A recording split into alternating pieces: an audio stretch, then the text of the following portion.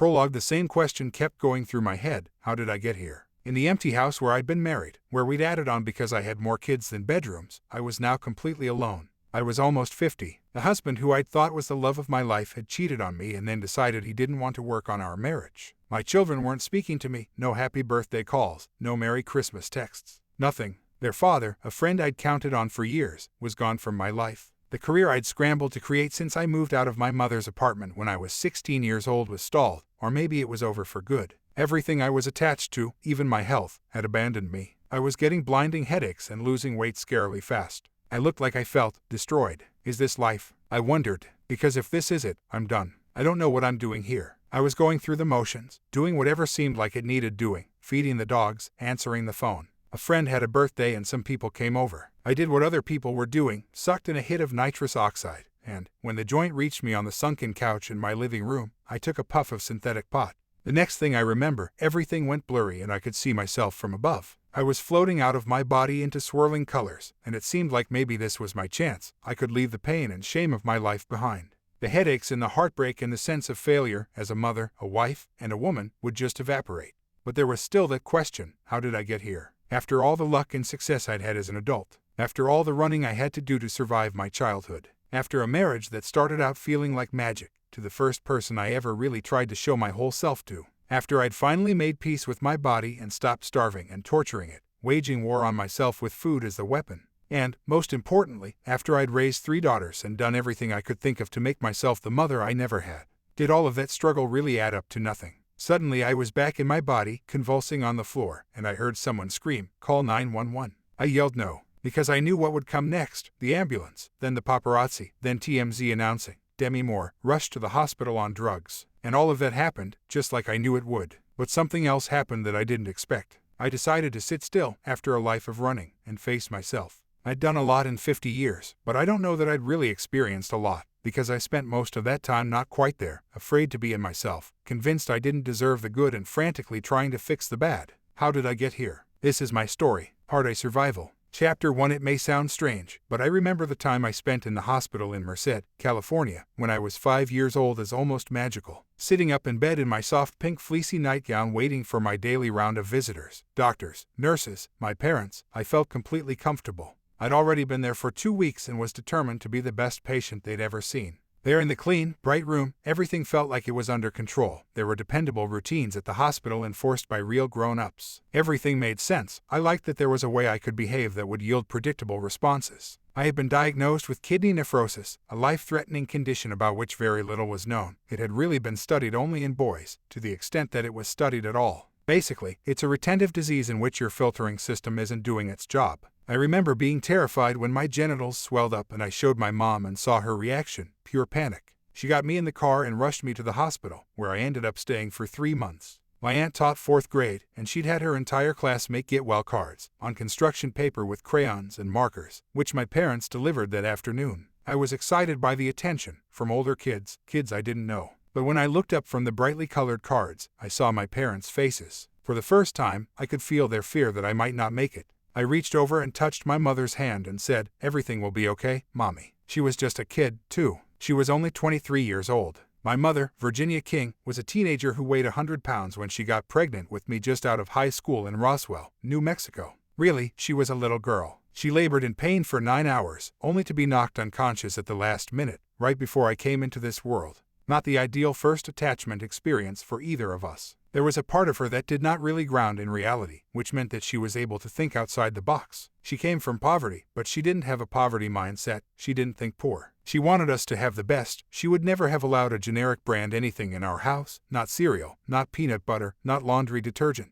She was generous, expansive, welcoming. There was always room for one more person at the table. And she was confident in an easygoing kind of way, not a stickler for rules. Growing up, I was aware that Ginny was different. She didn't seem like other moms. I can picture her in the car driving us to school, smoking a cigarette with one hand and putting her makeup on, perfectly, with the other, without even looking in the mirror. She had a great figure, she was athletic and had worked as a lifeguard at Bottomless Lake State Park near Roswell. She was also strikingly attractive, with bright blue eyes, pale skin, and dark hair. She was meticulous about her appearance no matter what the circumstances. On our yearly trip to my grandmother's, she would make my dad stop 3/4 of the way there so she could put in her curlers and have her hair just right by the time we got into town. She wasn't a fashion queen, but she knew how to put a look together with natural flair. She was always reaching for whatever was glamorous. She got my name from a beauty product. She and my father made a magnetic pair, and they knew how to have fun. Other couples flocked to them. My dad, Danny Gines, who was less than a year older than my mom, always had a mischievous twinkle in his eye that made it seem like he had a secret you wanted in on.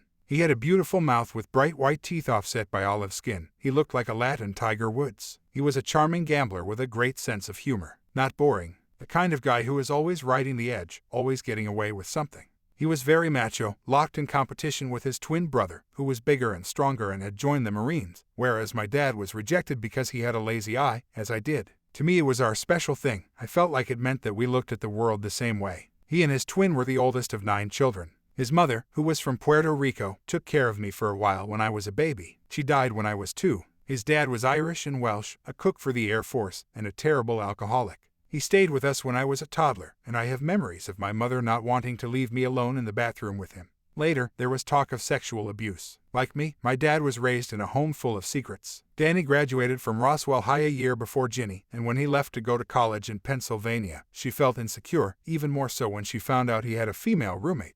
So she did what she would continue to do throughout their relationship whenever she felt a threat. She started seeing another guy to make him jealous. She took up with Charlie Harmon, a strapping young fireman whose family had moved to New Mexico from Texas. She even married him, though the union was short-lived. Because the romance had the desired effect, Dad came running back. She divorced Charlie, and my parents got married in February 1962. I was born 9 months later, or so I thought. When people hear Roswell, they think of little green men, but nobody talked about UFOs at my house. The Roswell of my early childhood was a military town. We had the biggest landing strip in the United States at Walker Air Force Base, which closed in the late 60s. Besides that, there were pecan orchards, alfalfa fields, a fireworks store, a meatpacking plant, and a Levy's factory. We were enmeshed in Roswell, very much a part of the fabric of the community, and our families were intertwined, so much so that my cousin Deanna is also my aunt. Mom had a much younger sister, Charlene. We called her Chalk, who was a cheerleader at the high school. Ginny took on the role of chaperone, and I became the team's miniature mascot. She would do things like sneak the whole squad into the drive-in by letting them lie in a giggly pile in the trunk of her car. I felt like I was one of the big girls, in on their shenanigans. They would dress me up in a matching uniform, and Ginny would do my hair. At school assemblies, I was the big reveal, running out in my little powder blue outfit to finish the cheer, complete with the signature move they taught me, the ceremonial flipping of the bird. It was my first taste of being a performer, and I reveled in every second of it. And I loved seeing how happy it made my mother. In those days, my dad was working in advertising for the Roswell Daily Record. In the morning he would leave my mom a pack of cigarettes and a $1 bill, which she spent on a great big Pepsi that she bought from the corner store and nursed all day long. My dad was driven to succeed. He worked hard, and he played hard, sometimes too hard. He would go out carousing with one of my uncles, and they were the kind of drinkers who got into fights. It was not uncommon for my dad to come home pretty banged up after one of these benders. He loved fighting, and he loved watching people fight. When I was little, way too little, my dad would take me to watch local boxing matches with him. I remember being about 3 and standing on top of a chair peering into the ring. I asked my dad, "What color trunks do I root for?" Watching 2 men pummeling each other, that was our bonding time. Both my parents had what you might call a relaxed relationship with the truth, but I think Dad actually got joy out of feeling he could get one over on someone. He would go to pay a check, for example, and say to the guy at the cash register, "I'll flip you, double or nothing." It was the gambler in him, always looking to get away with whatever he could. I didn't have the words for it then, but his recklessness made me anxious. I was always on guard, on the alert for whether somebody was going to get angry. I have a vague memory of a man showing up at our house and pounding on the door when I was 4, and of how terrified I was not knowing what was happening or why, but feeling the fear in my house. It was probably someone my dad had scammed. Or maybe he'd slept with the guy's wife. I was almost 5 when my brother, Morgan, was born, and I felt protective of him right away. I was always tougher than him. He's a big guy now, 6 feet 3 inches and strong, but he was tiny as a kid, and so pretty people always assumed he was a girl. He was a fussy baby, and my mother indulged him. "Just give the baby what he wants," was her sing-song refrain. I remember on one very long drive to go visit my aunt in Toledo when Morgan was around 2, my parents passed me a bottle of beer from the front seat, which I slowly administered to him all the way to our destination, the way you'd give a baby a bottle of milk. Needless to say, by the time we got out of the car, he wasn't screaming anymore. I'm not saying I was the perfect sister. My nickname for Morgan was, after all, Butthole. But I had a clear sense from early on that I had to look out for him, for both of us, really, because ours were not exactly helicopter parents. Once, when Morgan was 3 or 4, he was standing on the back of the couch, looking out the window, and jumping, and I remember saying to my mother, "He's going to fall and hurt himself." He did, of course, and I tried to catch him, but I was too small. I broke his fall, but I couldn't stop him from cracking his head open on the coffee table. It was like a scene out of a movie, my mom jumping up and yelling, "Don't move," and wrapping his bleeding head in a towel before we rushed him to the hospital. He had fractured his skull, and for a long time after they stitched him up he looked like Frankenstein's monster. Soon after he was born we left Roswell for California, the first of a series of moves that would define our childhood. My mother figured out that my dad was having an affair, so she did what she'd been taught to do by her mother when your husband is fooling around. She got him away from the problem. It did not seem to occur to the women in my family that if you took your cheating husband along when you left, the problem came with you wherever you went. For most people, the idea of moving is a big deal. All that change, having to find a new place to live, the hassle and stress of setting up life and finding a new doctor and dry cleaner and grocery store, not to mention getting your kids settled in new schools and figuring out the school bus route and so on. It would require a lot of thought and preparation and planning. That's not how it was for us. My brother and I have calculated that throughout our childhoods, we attended at least 2 new schools a year, and it was often more than that. I didn't realize until much later that this wasn't how everybody lived. When I hear about people who've had the same friends since kindergarten, I can't imagine what that must be like. Moving wasn't dolled up for us kids. There would be a mounting sense that something was going on, a plan was being hatched, and the next thing I knew we'd be hitting the road in one of the many earth-toned vehicles my parents had over the years, the rust-colored Maverick, the brown Pinto, the beige Ford Falcon. It was often presented as a necessity. Dad was so good at what he did, and he was good at what he did, that they needed him at another paper in another town. Our job was to support him. In those early years, moving didn't feel like a big deal or a hardship. It was just what we did. I was hospitalized for my kidneys a second time when I was 11, and coincidentally or not, it was right after one of my father's affairs. Of course, at the time, I didn't know in any literal way that my dad was cheating, yet I can't help but wonder if my kidney flare-ups weren't my body's way of expressing what was going on at home. It was a band-aid, but for a while at least, it put the focus back on our family. Ironically, at that point things had seemed unusually settled. We'd moved back to Roswell a few years earlier, and it had felt like coming home. We lived in a sweet 3-bedroom ranch. I had my own room, with a pink canopy bed and a matching bedspread. Morgan shared his room with my dad's little brother George. George had been living with us since I was 5. As peripatetic as my parents were, they had taken him in without hesitation when my paternal grandmother died and he had no other place to go. He was like a big brother to me. We'd made friends with the 4 kids who lived across the street, and we went back and forth between the 2 houses seamlessly. It was the first time we'd been in one place long enough for me to make friends I can really remember. I was walking home from school one day when I felt a strange heat spreading through my body. The skin on my belly and my cheeks was getting tighter and tighter. I rushed to the bathroom and pulled down my pants to check my cookie, but this time I was swelling up everywhere.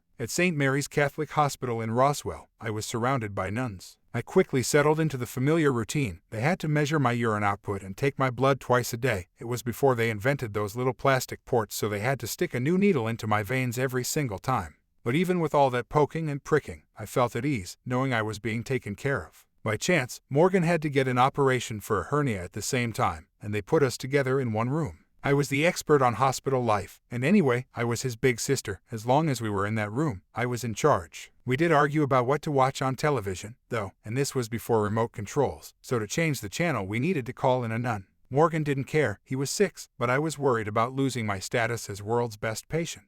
When he got better, I wasn't sad to see him go. When I went back to school, I still had to have my urine tested regularly, and I would get pulled out of class to go to the principal's office so they could make sure I had my snack. I was so bloated from steroids that a classmate asked me if I was Demi's sister. I didn't feel special the way I had at the hospital. I felt embarrassed and different. I didn't want people to see me like this, and so I was almost relieved when my parents told us we were moving again. My mother, I would later discover, had found a red pubic hair in my father's underpants when she was doing the laundry, and after my parents battled it out they came to the inevitable conclusion that there was only one thing to do: move. Farther than usual this time, to the other side of the United States, Canonsburg, Pennsylvania. This was a big deal. My parents sat us down and told us in advance, which raised the pitch of the whole thing. And this time we got an actual U-Haul. I remember filling it up with our beds, the green couch, my mother's ceramic partridges, and that coffee table Morgan had busted his head on. When we'd finished packing, we didn't think there was enough room for all of us in the cab. My mother was half kidding when she suggested I sit down on the passenger's side floorboard, by her feet. I took her up on the offer. It was fun down there. I laid out a blanket and an airplane pillow and made my own little cave. It was a very long drive, made longer by a blizzard that was so bad my dad had to pull over because he couldn't see the road. I was down by the heater, so it felt cozy and safe in my spot. Canonsburg was very different culturally from New Mexico or California. We were from a y'all family, and everyone in Canonsburg said yuns instead. It was particularly hard for my brother, who was more introverted than I was and often got bullied. I was tougher, scrappier. My coping mechanism was to go into every new situation and immediately start operating like a detective. How does it work here? What are people into? Who are my potential allies? What should I be afraid of? Who holds power? And of course, the big one, how can I fit in? I would try to crack the code, figure out what I had to do, and master it. These skills would become essential later on. We settled into a development of townhouses in a hilly area with a pond that froze over in wintertime, which meant we could go ice skating.